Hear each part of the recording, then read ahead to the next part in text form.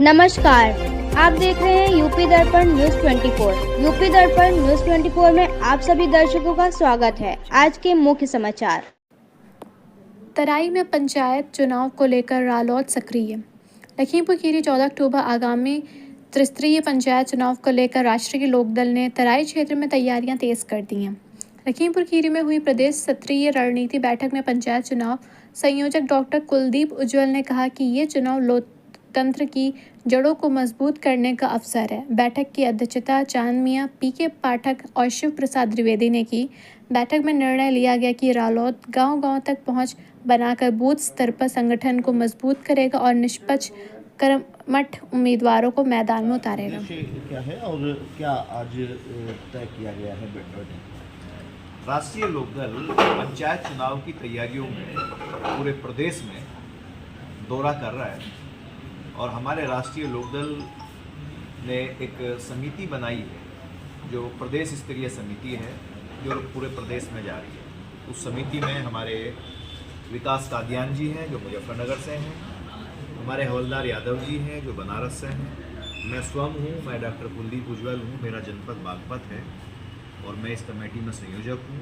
हमारे मोहम्मद जैद साहब हैं जो बिजनौर से हैं। तो ये हमारी पूरी कमेटी वो जो हमने क्षेत्र वाइज पूरे प्रदेश को बांटा है, एक क्षेत्र में लगभग 2 मंडल आते हैं, तो क्षेत्र वाइज हम लोग जा रहे हैं और ये आज हमारी 6ठी बैठक जो ये तराई क्षेत्र की बैठक है।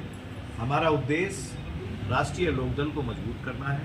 पंचायत चुनाव में राष्ट्रीय लोकदल अपने देवतुल्य कार्यकर्ताओं के दम पे लड़ाई में अकेले जाएगी और इस लड़ाई को जीतने के लिए हम लोग संकल्पित हैं। उस संकल्प के साथ जो है हम पूरे प्रदेश में जा रहे हैं।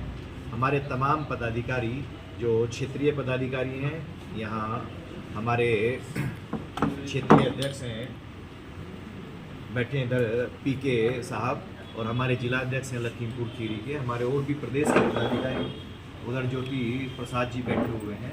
तो हमारा पूरा संगठन पूरी तैयारी के साथ राष्ट्रीय लोकदल का वो पंचायत चुनाव को लड़ने जा रहा है। राष्ट्रीय लोकदल ऐसी पार्टी है जिसकी अंतरात्मा गांव में बसती है। हमारे अग्रज जिनकी विचारधारा और सोच पे हमारी पार्टी खड़ी है, भारत रत्न स्वर्गीय चौधरी चरण सिंह जी, उन्होंने कहा था कि देश की तरक्की का रास्ता खेतों और खलियानों से होकर के गुजरता है। खेत और खलियान गांव में होते हैं।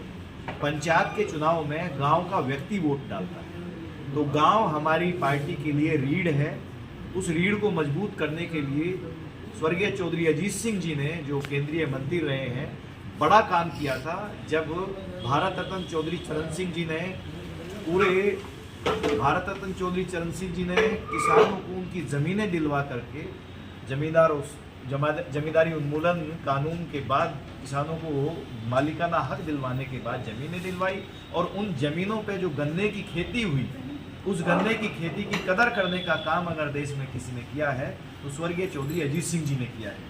उस समय गन्ना फैक्ट्रियां नहीं हुआ करती थी और औने पौने दाम में गन्ने को कोल्हू प्रेशर पर डाला जाता था। अपने कार्यकाल में 45 से अधिक चीनी मिलों को लाइसेंस दे करके चौधरी अजीत सिंह ने किसान की मदद की थी, गन्ना किसान को आगे बढ़ाया था। वही सोच आज माननीय चौधरी जयंत सिंह जी की है जो भारत सरकार में कौशल विकास के मंत्री हैं।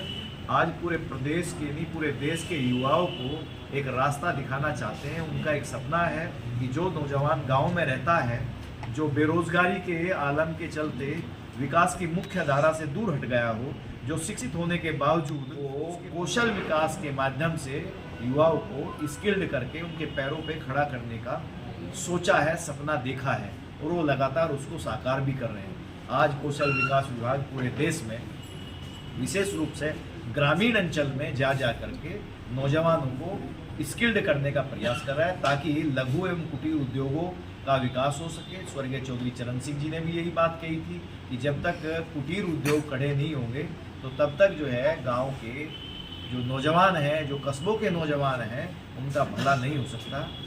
आज उसी सपने को लेकर के जयंत चौधरी जी आगे बढ़ रहे हैं और उनकी इन विचारधाराओं को लेकर के हम जा रहे हैं। चूँकि पंजाब के चुनाव में गांव के लोगों की वोट डलेगी और गांव का व्यक्ति जो है वो राष्ट्रीय लोकदल के साथ जुड़ा हुआ है, उसकी अंतरात्मा राष्ट्रीय लोकदल में बसती है, तो निश्चित रूप से हम लोग पंचायत का चुनाव दमदारी के साथ जीतेंगे।